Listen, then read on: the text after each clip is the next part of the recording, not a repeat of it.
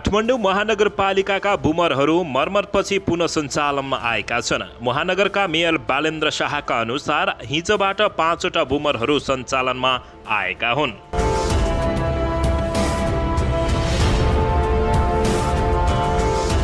मर्मत गरेपछि ती बुमरहरू पुनः सञ्चालनमा ल्याइएको शाहको भनाइरहेको छ। सानातिना मर्मत पनि नगरेर राखिएका बुमरहरूको मर्मत गरेर आजदेखि सडक सफा गर्न थालिएको उनले हिजो बताएका छन्।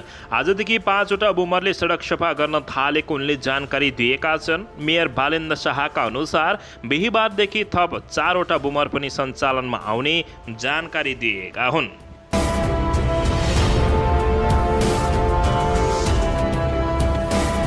बुमरले नियमित रूपमा सडक सफा गरिने मेयर बालेन्द्र शाहले बताएका छन्। यद्यपि उनले बर्सातको समय भएकाले केही असहजता हुने भए तापनि आवश्यक ठाउँमा सकेसम्म छिटो पुगेर काठमाडौँलाई धुलो रहित बनाउने अभियानमा बुमर सहयोग सिद्ध हुने जानकारी दिएका छन्।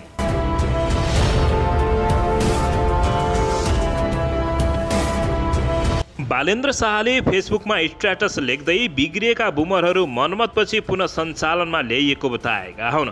काठमाडौँ महानगरपालिकाका मेयर बालेन्द्र शाहले काठमाडौँ महानगरपालिकाका सडकका धुलो 9वटा बुमरले बढाल्ने बताएका छन्। सामान्य बिग्रिएको अवस्थामा राखिएको र मर्मत पनि नगरेको अवस्थामा मर्मत गरेर अब काठमाडौँलाई धुलो रहित योजनासहित अगाडि बढ्ने मेयर बालेन्द्र शाहले बताएका छन्।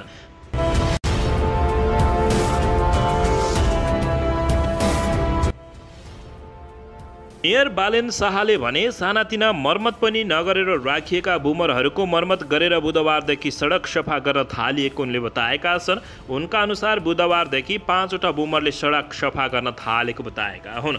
फेसबुकमा उनले लेखेका छन्, सानातिना मर्मत लगायतका काम पनि नभएर लगभग निष्क्रिय रहेका बुमरको मर्मत गरेर काम सुरु गर्न थालिएको बताएका हुन्।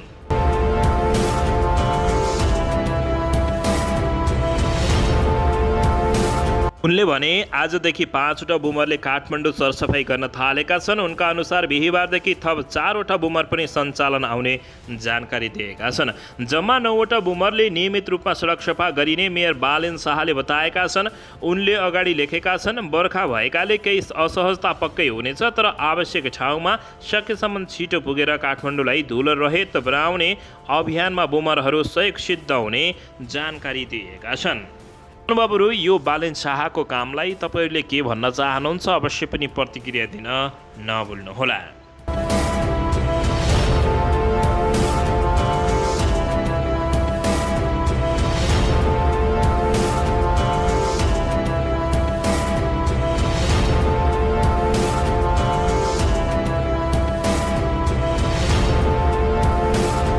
दर्शकबिन यसैबीच आउनुहोस् राजनीतिक विषयसँग सम्बन्धित जानकारी लिगौँ। दर्शकबिन सत्तारूढ दल गठबन्धनको दल नेकपा माओवादी केन्द्रका अध्यक्ष पुष्पकमल दाहाल प्रचण्डले वर्तमान सरकारले अमेरिकासँग स्टेट पार्टनरसिप प्रोग्राम एसपीपी सम्झौता गर्न लागेको भनेर चलेको हल्ला झुटो भएको बताएका छन्। वर्तमान सरकारले एसपीपी सम्झौता नगर्ने पनि प्रचण्डले घोषणा गरेका छन्।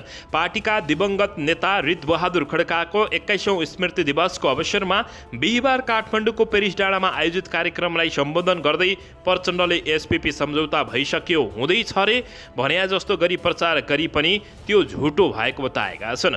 हिजो आज एउटा चाहिँ प्रश्न एसपीपी हुँदैछ रे, ल सैनिक सम्झौता हुँदैछ रे भनेर भइ नै सक्यो रे भन्या जस्तो गरी प्रचार गरिएको छ। माओवादी केन्द्रका अध्यक्ष प्रचण्डले त्यो झुटो भएको बताएका छन्। प्रचण्डले भने, म गठबन्धनको एउटा नेताको हैसियत लिएर प्रधानमन्त्रीसँग गठबन्धनमा हाम्रो भएकाले छलफलमा यस्तो कुनै सम्झौता भएको छैन, त्यस्तो कुनै सैन्य सम्झौता हुने छैन, यो घोषणा म यहाँबाट गर्न चाहन्छु, माओवादी केन्द्रका अध्यक्ष पुष्पकमल दाहाल प्रचण्डले बताएका छन्।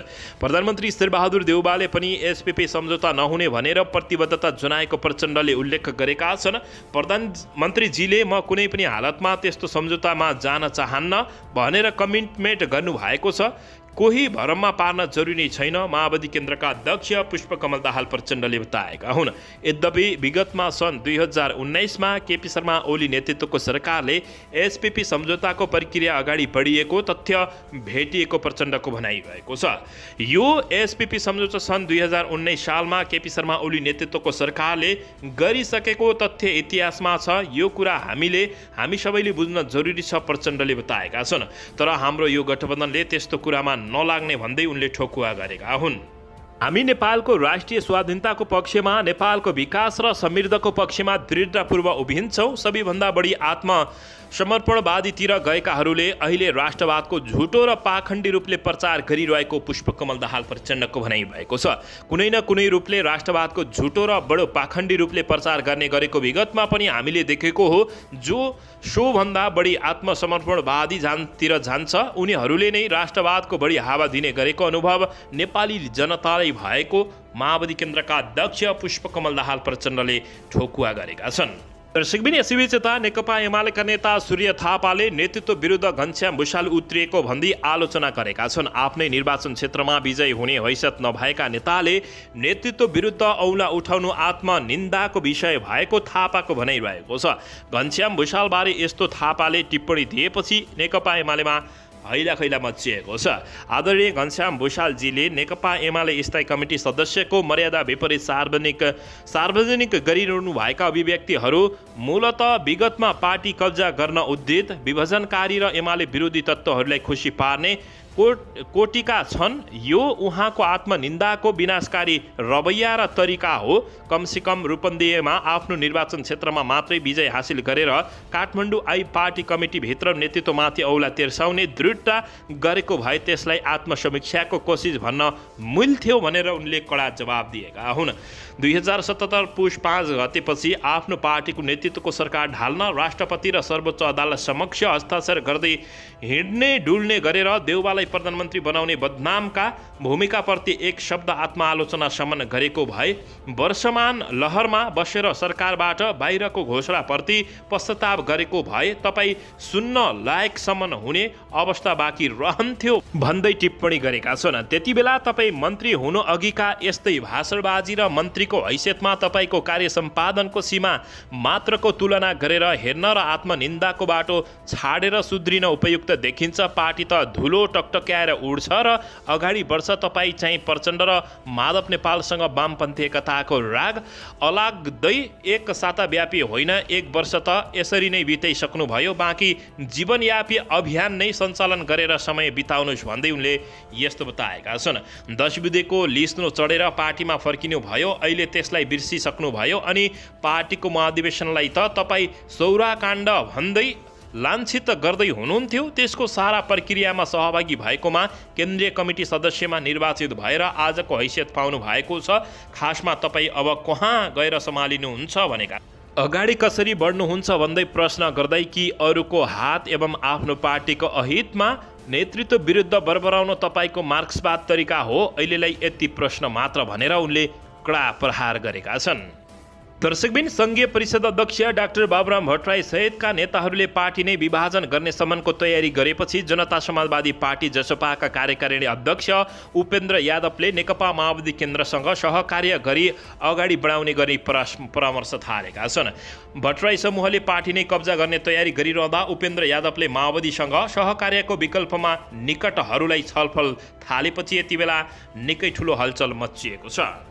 दर्शकबिन अमेरिकी म्यालिनियम च्यालेन्ज कर्पोरेसन एमसीसी सम्झौताले सांसद हल्लाएको धेरै समय नबित्दै फेरि अमेरिकाकै स्टेट पार्टनरसिप प्रोग्राम एसपीपीले सांसद हल्लाएको छ। विभिन्न सञ्चार माध्यमहरूमा अमेरिकाले नेपाललाई एसपीपी सम्झौतामा हस्ताक्षर गर्न दबाब दिएको भन्दै समाचार प्रकाशित भएपछि मङ्गलबार संसदमा यसै विषयले लिएर हङ्गामा मचिएको छ। त्यति मात्रै होइन, एसपीपी सम्झौताको दस्तावेज भेटिएको भन्दै केही सञ्चार माध्यमहरूले समाचारसँगै दस्तावेजको कपी नै सार्वजनिक गरेका थिए।